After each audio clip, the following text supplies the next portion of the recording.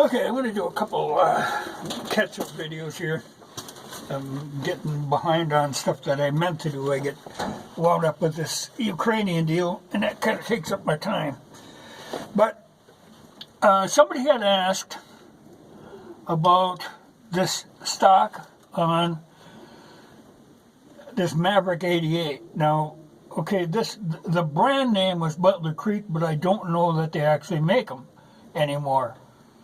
At least when I got this one, it was like last one available. So I don't know, But I do like it. It isn't just, he was, I think, thought it was just a pistol grip, but it is the folder that works good because then it's kind of the best of both worlds. It folds out of the way. So a lot of times I'll carry it just behind the seat here, fold it up, just to push a button and you can fold it out again. Works very well. But it's one that's made for the Mossberg 500, but the stuff made for the Mossberg 500 fits on the Maverick 88. Same like the barrel shroud is actually, made for a Mossberg 500, but it works fine on this. And this is the short barrel security model that are relatively cheap. Well, like I say, a lot of stuff, same as the Mossberg 500, it's just that these are made out of parts made in Mexico, and they have like the aluminum receiver, which there are advantages to that. But that's what that is. And somebody had asked about this cap that I wear a lot of times in winter. And I explained it, but I'm sure other people, they're the Bella La Cava. They were made by Wigwam. You can get the other ones, but they don't have the brim on. This has the brim on it, which is especially nice if you are wearing goggles, because it kind of covers that part of your forehead that normally will freeze. I've got a couple of them, very hard to find. There again, I don't think they make them anymore. The spare one that I got was one I found on eBay after a lot of searching. It's one of them things where the good stuff tends to disappear. They don't make it anymore. You can buy all kinds of ones made out of the synthetic stuff, but this is out of the wool. Same like these gloves that I wear all the time in winter. I don't, unless I'm doing something where it's really cold. But I like these for like driving. When I'm running the snowplow, I wear these all the time. These are the regular, Roscoe, but they're the military ones, the glove liners. But they work excellent. You can still manipulate things. You can manipulate a phone. You can do all that stuff. You don't lose all the heat. Like normally you lose the heat off the back of your hand. You don't on these. And the nice thing is there's no right or left. They're the same, So there's no struggling to match them up. They're excellent and they're available in like khaki or black. And I tend to buy a supply of the black ones. But they're great. If you get used to them, once you get to using them, you don't want to be without them. Like I say, for running the snowplow, they're just perfect because I can run all the controls and yet not lose that heat. Okay, another thing. I'm doing this because this happened to be in here, is what made me think of it. And I thought, I can clean up a lot of things. I had to go out to the mailbox because I had a rather large box coming, and so I was going out there to meet the mailman. But I happen to have this box in here too, and this can bring up some things. There's a guy, this is my Makarov. Now, I did a video about this holster, but this Makarov, this is the one that came out of Moscow, which maybe you can't do anymore. This is the East German. And it says in very small letters on it, Ernst Thielmann Model M. Now, going by the digits on it, this was made in '62. Now, when I got this, I didn't really know what I was getting. I had seen it at a flea market. The guy wanted $100 for it. I think it was 100, something like that. And just looking at it, I had never heard of a Makarov. The guy who had it had no idea what it was. He had just somehow ended up with this, and it was somebody. I was going to flea markets a lot. I knew this guy. We'd done other deals before. But looking at it, I could tell it was very well made. Just didn't know what the hell it was. Thought maybe it was a 380. Because like I say, the writing on here is very, very small. You got to get it just right before you can see that. But then it does say 9mm, but it's 9mm Makarov. A regular 9mm is too long. Okay, the thing about this one. Okay, that isn't the standard mag. This is the mag a guy sent. We'll get into that in a minute. This is the standard mag. Now, a guy was asking about mags. This is the 8-round mag that this guy sent me some of them. But this is the mag that came with the gun. I've got 2 of them came with the gun, and they are numbered with the last 3 digits of the serial number. Now, I hear this is relatively rare. Usually the mags have got swapped out. But these are the mags that are intended to this gun. These mags have got the hump in them. Okay, there's a slider that goes down. Now these 8-round mags, there's no hump there.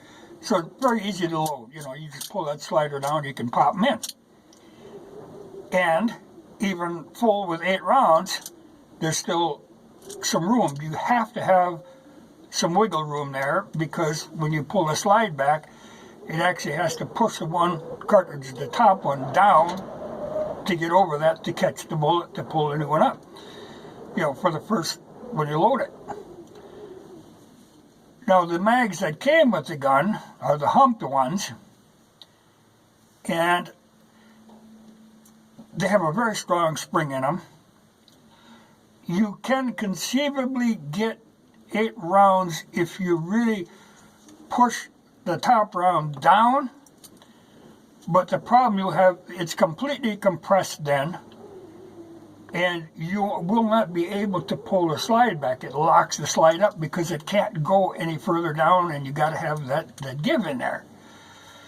But the guy was asking about humped or not humped Makarov mags, and that is the difference on them. Now, I don't know.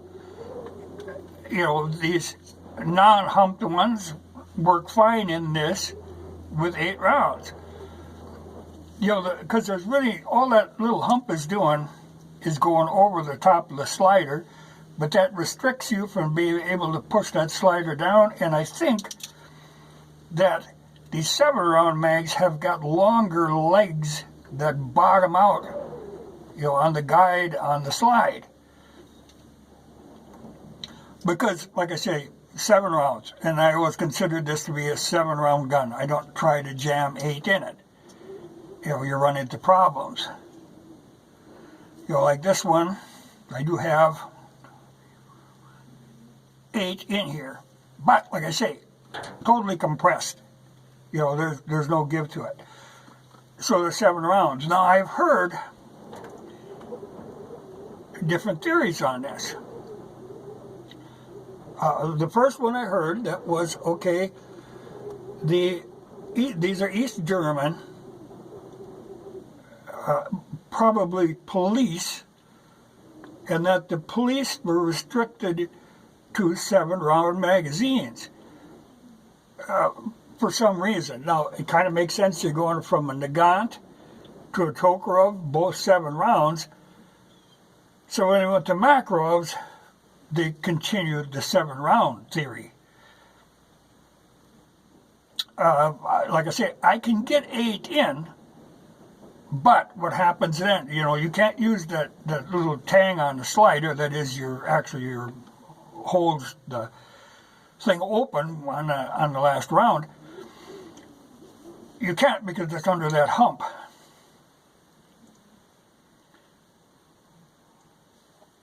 If you had the slide locked back, you can conceivably use this, because then it wouldn't have to try to jump that first round. You could use it as an 8-round mag, but I use them as 7. I figure that's the idea. And like I say, I have read that. The police used them that way.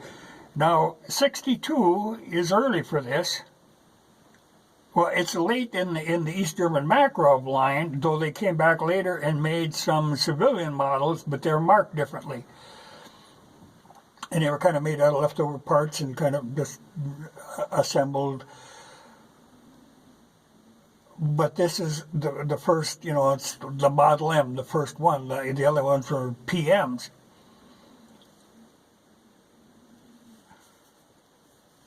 My theory,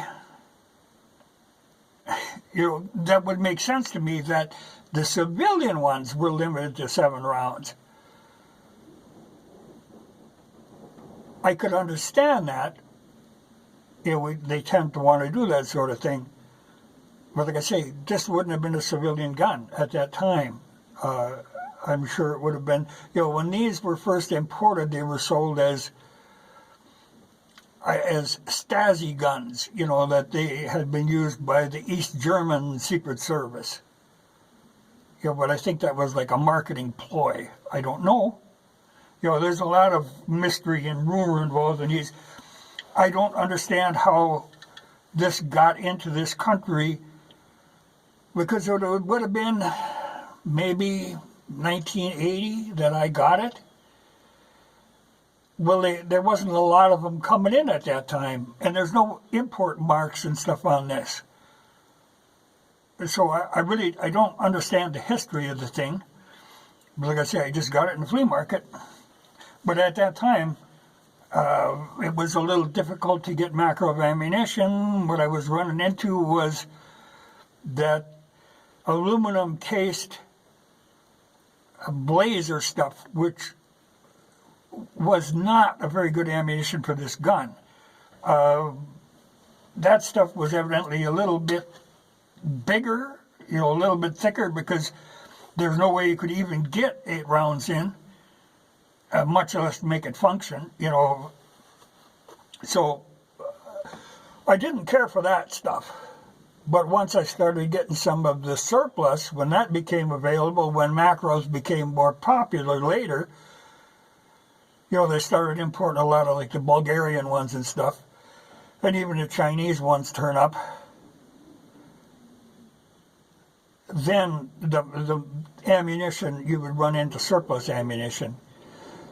And that was much better. But like I say, it was heavier, or, I think maybe the lacquer that they put over the top of the cases.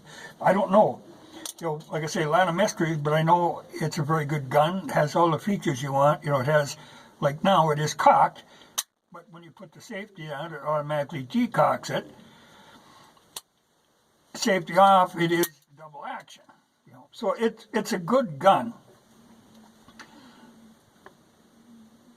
And when we've had trouble finding ammunition, a lot of times some of these oddball calibers turn up. But we'll go into that. Now this new magazine, the non-humped one, that came from a guy in Ohio. He had contacted me, and Randy was his name. Said he was cutting down on the calibers he was reloading for, and he had some leftover Makarov stuff. So, I'll take that 8th round out, because I know that'll be a problem. It locks the side up. You could force it, but but these will hold 8, and they will function with 8. But he had 4 mags, he said. All of them the same. Yeah, this is one of my 7-round mags that should be back in that carrier. No hump, slider, moves all the way down, so they're easy to load with a full 8 rounds. But he had 4 of them he sent with, and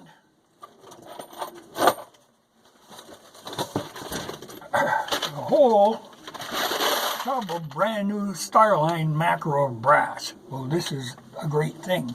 This is really, really great thing. Well, and he also, like I say, he was cutting down on calibers. So he sent a box of the Mosin brass. You know, the 7.62 by 54R, though these are Norma and they are labeled 53R, very much like I normally use Lapua in the Mosins, and that's a 53R. But it's one of them things where, depending on where they're made, the cartridge is the same, the designation is slightly different. Because even on the outside of the box it says by 54R, but it is stamped 53R. But that's just the way it works. But that was a good haul. You know, I got that the other day, but I hadn't got around to doing the video on them. But like I say, I do like the Makarov. And normally, like, these are my reloads that are in these mags.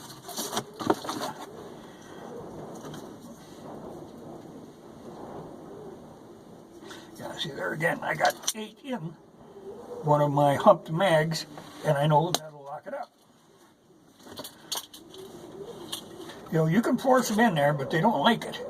You know, and that hump keeps you from being able to push that slider down. You know, and the spring on these seems to be very strong on these original mags that came with the gun. Stronger than the replacement ones that hold the 8 rounds. But utterly reliable, you know, relatively compact. And like I say, it has all the features you want in a carry gun. The only thing, since it is not any polymer except for the grip, they're a pretty substantial weight, you know, they're fairly solid. But very well made gun, you know, quite impressive actually. And since the barrel on a Makarov is stationary, you know, the barrel doesn't move up and down, back and forth, it's a relatively accurate pistol for being a short barrel pistol. There's no movement there. I think that catches it up. I'll probably think of something I was going to talk about.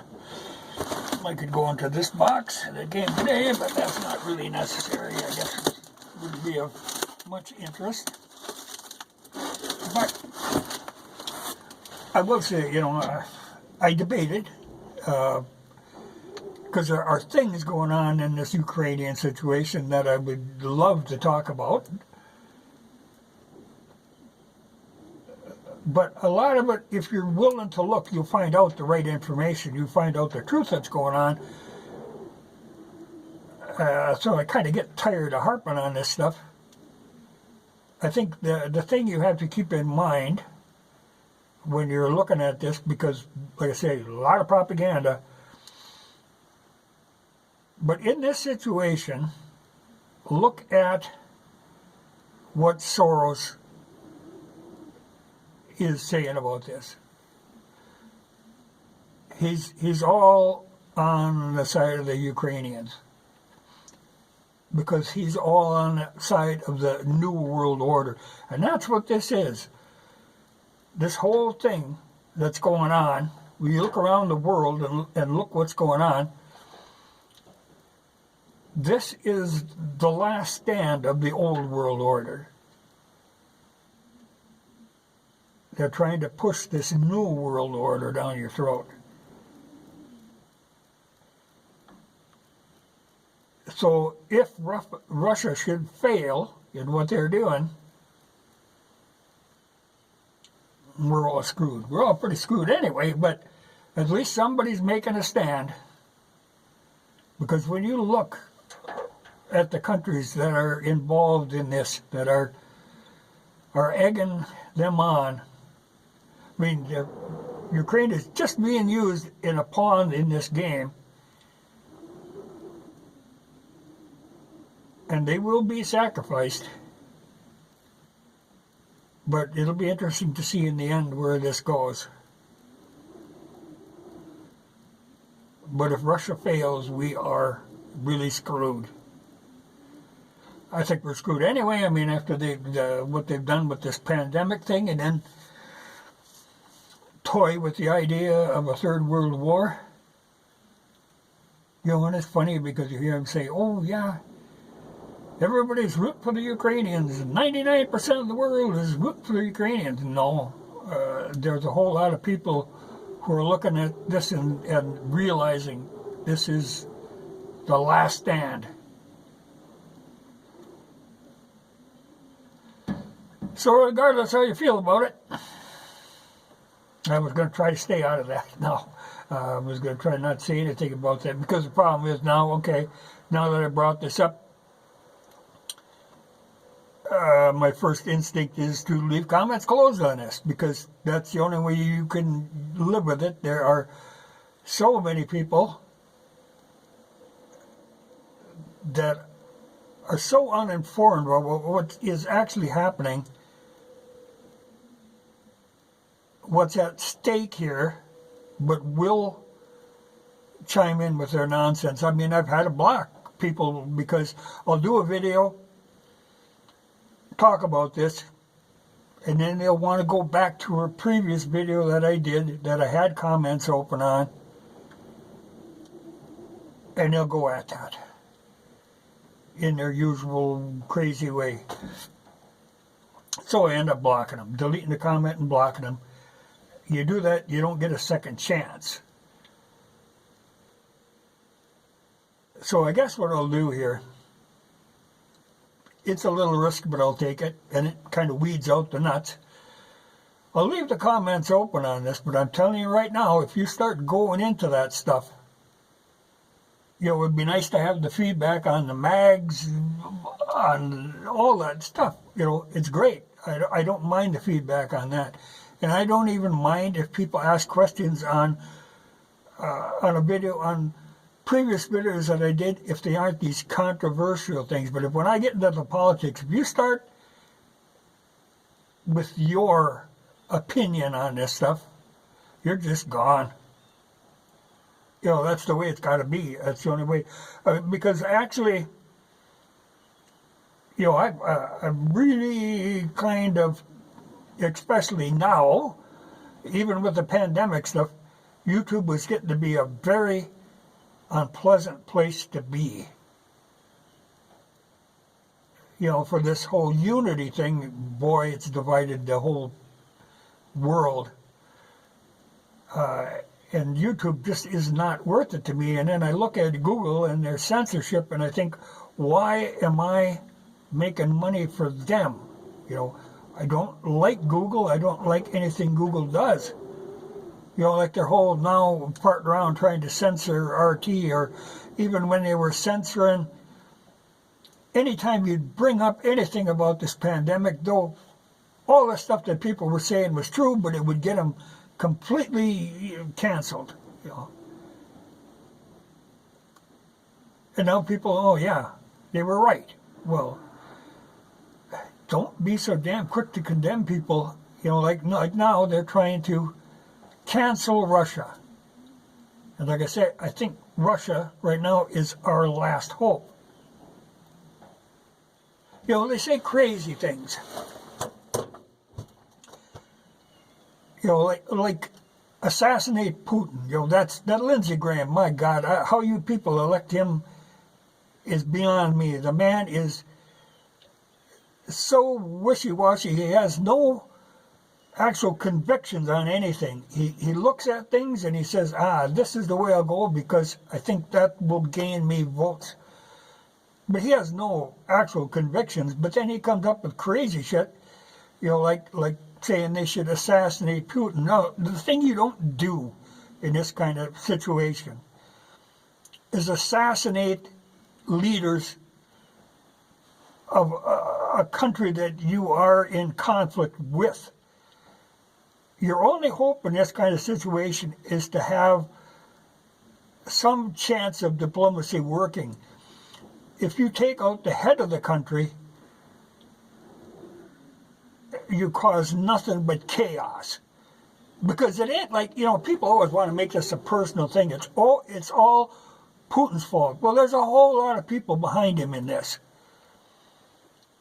It was like, if we could only take out Hitler. Well, there was a whole lot of people behind him. It's the same thing with Biden. Biden is an idiot. He's just being manipulated by a whole bunch of other people. Him being there or being gone makes no difference whatsoever. Now, I like this when the Zelensky has said, they've had 3 assassination attempts. And they foiled them all. Like I said, bad idea. You don't take somebody who is like the figurehead of the country and assassinate him and throw away any chance of any kind of reconciliation whatsoever. It doesn't work that way. You get rid of him, it'll be total chaos. All these different groups will be squabbling amongst themselves. His biggest fear is not to be taken out by some Russian or foreign assassination squad. He has to watch his own people. If he goes out, that's what he'll go out from. It won't be from somebody hired to come in and do this. That's crazy.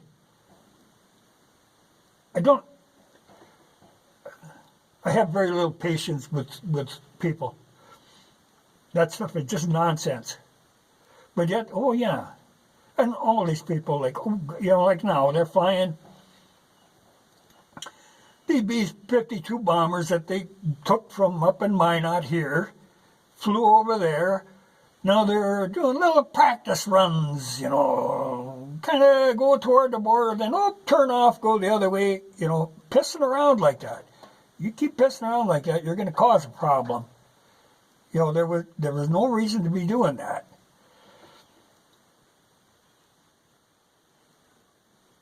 Boy, they play with absolute disaster. They toy with this. And then Zelensky, pissing and moaning now about how NATO isn't backing him up. Well, he's got a right to complain in that NATO set him up in this deal. NATO and the EU, particularly our country, set him up to take the fall on this. Even, okay, let's say, he ain't got a chance in hell, really. This is a pretty much done deal. It's just got to be a whole bunch of people dying in the meantime. But think about after this is over, if we don't go into World War III, the weapons that we poured in there, they're going to be haunting us for so long. Very, very stupid thing. Yeah. And even, you watch it, I tell you, I used to have a little bit of respect for the Fox News channel. Not a lot, didn't trust them. You've got some of them that say what they want, they figure that you want to hear, and they'll say that. But now they're gung-ho. They're just, everybody in all of the news channels are just rooting for this. It's like a game, like a sports game they're playing. And even this morning I watched something and I see them saying that the Russians were shelling this nuclear plant. That they had shelled it. This had never happened. And they showed this little video clip. Well, show me a shell crater. Show me something? No. What they're showing is an illumination parachute flare dropping down. Now, the Russians weren't fighting over this. They had taken this nuclear plant days ago. It was only later that this squad of Ukrainians came in there trying to make mischief, because they have to make a threat to the surrounding countries. That's the whole maneuver here. If they can make it so it's such a great threat that they figure NATO will step in. You know, so they go in there trying to cause trouble. The plant was secure. There was no problem there. But they tried to make a problem. So they killed, 3 of them, wounded 2 of them. But in the meantime, as they left, they had started that, some kind of a classroom thing off to the side. Started it on fire. But immediately, the Russians had shelled it. Just nonsense, but they persist in it. They will tell a lie and persist in that lie. But everybody who looks at this supposed shelling of this nuclear plant sees that parachute illumination flare landing in a parking lot, which they did when they were trying to figure out where this firing is coming from, and it came from this empty classroom. But I don't know why you can't be honest with that stuff, that you've got a narrative, and you got to go and just pound at this. Regardless of the facts in the case, you've got to push this narrative. And that's like when I go off on this stuff, I go off because there are big holes in these narratives.